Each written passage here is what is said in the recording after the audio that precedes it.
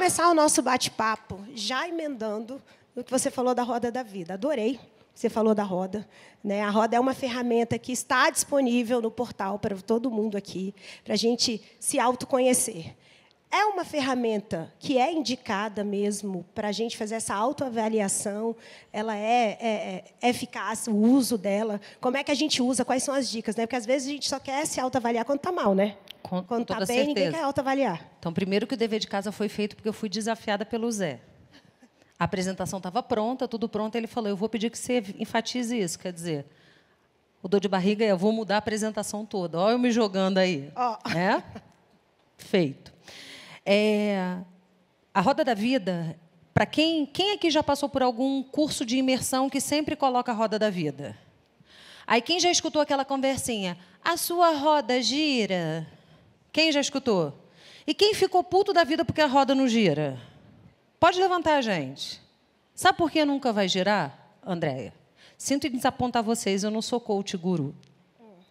É normal e natural que, se eu estiver dando muito equilíbrio para a minha vida profissional, em algum tempo, em algum momento, outra área vai ficar um pouco menor. Só que, se eu tenho uma exigência muito grande de ser mulher maravilha, de ser mulher que dá conta de tudo, eu vou querer que a roda gire. Então, posso fazer só uma metáfora? Pode. Vocês vão me responder aqui, tá? Eu não sou palestrante sim ou não, tá? Mas vamos lá. Roda da vida tem 4 tríades. Saúde, relação, enfim. Independente da crença, tá? Existia um aluno que ele decidiu focar numa missão dele muito grande, na roda da vida. E ele tinha uma espiritualidade muito aguçada. Mas ele esqueceu de casar. A roda dele gira. Ele não teve filhos, porque ele queria se dedicar à missão. Ele estava tão focado em servir que ele não olhou o financeiro. Essa roda gira? É uma pessoa, falta né? Um pedaço ali. Falta um pedaço, né? Então, vamos lá. Em todas as áreas da vida dessa pessoa, mas ela tinha um serviço muito grande. Se fôssemos olhar para o campo natural, essa roda não girava. Aí a gente traz para o espiritual. Essa roda era de Jesus. Ele não casou, não teve filho, abriu mão de tudo. E eu não estou falando de crença. Eu só estou trazendo uma metáfora, porque se, independente da crença, era a roda que tinha que girar, e estava tudo deficitário, por que a nossa tem que girar? Só que a roda ela é fundamental, Andréia, para que a gente comece a olhar os pontos que precisam de atenção. Se eu estou negligenciando a minha saúde e não estou olhando, em algum momento aquilo ali vai cobrar. Se eu não estou querendo olhar as minhas finanças, em algum momento aquilo ali vai me estourar. Ninguém quebra do dia para a noite. A roda da vida ela vem para trazer clareza. Vocês podem jogar, a roda da vida vem da OMS. Algumas metodologias foram expandindo, cada um foi criando alguma coisa, mas são os pilares básicos disso. Eu morei em Angola, em África, e eu digo para vocês, a maioria da população de Angola não tem como a roda virar. Primeiro que é uma pobreza muito grande, uma escassez muito grande, uma miséria muito grande, não tem educação, não tem estudo, saneamento básico. Só que, dependendo da população que está ali, a roda gira. Só que nós temos uma capacidade de você estar avaliando, cada vez que nós temos um encontro aqui, eu estou fazendo a minha roda da vida. Eu estou até com medo do Gerbase no mês que vem, né? A minha vai dar menos 10. Mas isso é importante para que a gente possa ver. E se essa área daqui está muito boa, eu colocar mais energia ali, ela é capaz de reverberar nas outras. Por isso que ela é uma clareza absurda. Mas eu digo que mais absurdo é, não se compara com ninguém. A roda do outro pode estar girando e você não sabe como está girando. Você não sabe os gatilhos, você não sabe... E, de repente, aquele pneu vai furar. E, de repente, você só tem que calibrar no seu para poder voltar a andar. Espero que eu tenha sido claro. Isso Gostei. É a minha visão, tá, gente? Gostei. Não, gostei. E a Roda da Vida está lá no portal para todo mundo se autoavaliar, se autoconhecer. É importante a gente reforçar aqui, os resultados da roda, eles são confidenciais, só você tem acesso a esse gráfico seu.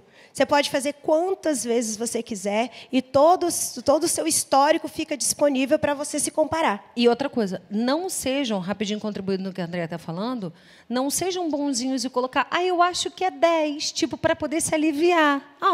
Estou tão fofa na minha maternidade, eu vou colocar 9. Será? Pergunta para tua filha. Nossa, minha relação com meu marido, por mim, está maravilhoso. Ele quer o cão da relação. Senta e pergunta, e aí, como é que está sendo como esposa? Faz essa pergunta, sabe? Porque a gente tende a querer aliviar colocando a nota lá grandona, né? Quando eu pergunto... Ficar bonita, só eu só quero ver minha roda bonita, né? Agora minha roda vai girar, filho, daqui a pouco ela vai furar. Entendeu? Então, sejam sinceros, porque tem poder, sim. E se, de repente, tiver 5, 6 durante um tempo, lembra-se, gente, do processo. É só um dedo, mas é um processo que ferra a gente. Boa, boa. Vamos usar a mão. A mão. A mão. A mão. A mão. Ferrar, gente, é só um dedo. Aproveitando a mão, quem quiser fazer pergunta para a Lívia, só levantar a mão com os 5 dedos. Assim. Que a gente leva o microfone para vocês, tá? Alguém aqui, mas eu sei que já tem no virtual, já temos perguntas, temos? Então, vamos ver quem na plateia abriu a câmera. Bom dia, Jussara, né? No carro ainda. Bom dia. Bom dia, Muito Jussara. obrigada pela oportunidade. Bom dia, Leila. Bom dia, pessoal. Que bom que você está participando aqui com a gente do movimento. Estamos aqui com a Lívia e eu sei que você tem uma pergunta boa para ela, né? Vamos lá, Jussara. Lívia, o que acontece? O autoconhecimento ele é um processo diário, né, para que a gente possa se reconhecer, se valorizar, mesmo diante das dificuldades. Então, eu queria saber o que você sugere para que a gente possa praticar, para que a gente consiga manter esse autoconhecimento, né, mesmo diante das dificuldades, para que no primeiro obstáculo a gente não desista. Boa pergunta, hein? Boa pergunta, Boa né? pergunta, Jussara. Bom dia, viu? Obrigada pela sua participação. Jussara. Eu acredito, acima de tudo, que autogestão, controle das emoções, administrar os impulsos, porque a todo momento nós vamos ser testados. O autoconhecimento, acima de tudo, começa quando eu começo a conhecer os meus pontos. Então, eu acredito, Jussara, não tem uma vida 100% em equilíbrio. Tem as minhas reações diante daquilo que acontece.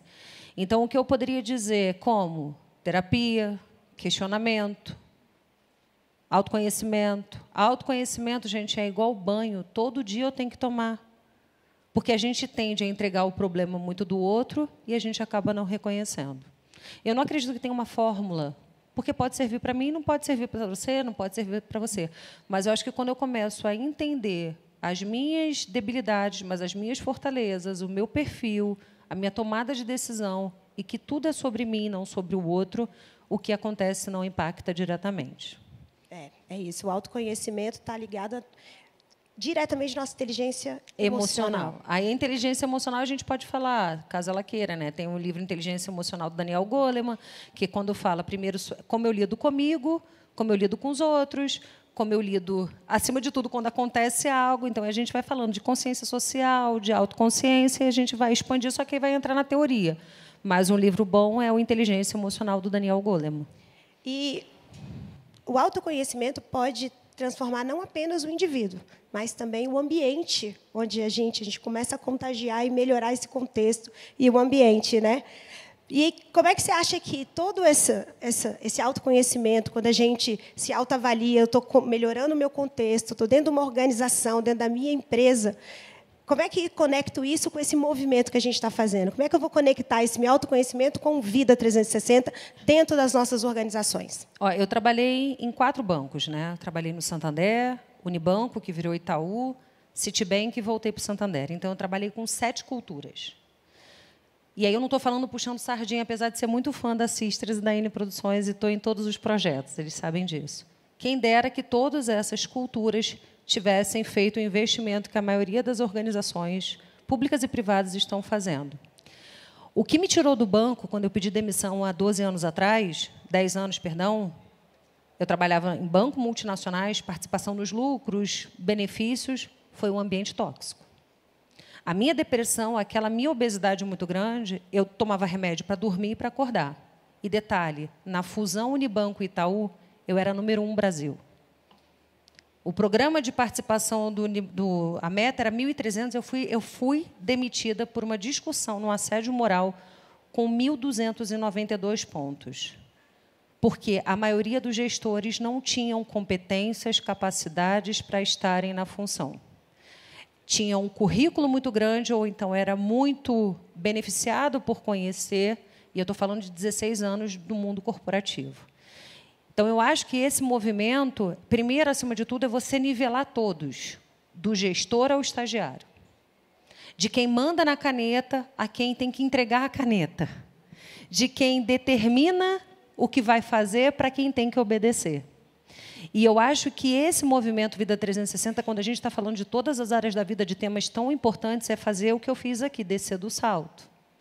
E eu acho que chegou um momento que todos nós, cada vez mais, temos que olhar que todos nós temos debilidades. É uma exposição, talvez um líder que não tenha resiliência, que tenha currículos, que tenha PhD, que tenha idiomas, que tenha status, isso e aquilo, mas não sabe se relacionar. É um chefe, não é um líder, não faz nem a liderança, então ele tem a caneta e tem o crachá. E eu acho que o movimento Vida 360 é para trazer um movimento, como já diz, para que todas as áreas consigam ter. Gente, o impacto está muito grande. 420 mil pessoas, mulheres afastadas, né? Não sei se vocês viram as últimas notícias, por ansiedade, por depressão. Cada vez mais um impacto grande do afastamento, né? Seja nos órgãos públicos como no privados, e isso reflete em casa.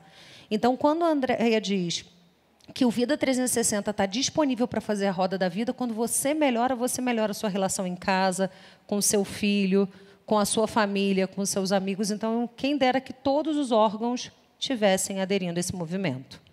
Vão aderir. Vão aderir. Estamos nesse Eu sou movimento. Embaixadora. Vamos convidar mais e mais organizações. Muito obrigada, já estão piscando aqui, já estão piscando o nosso tempo.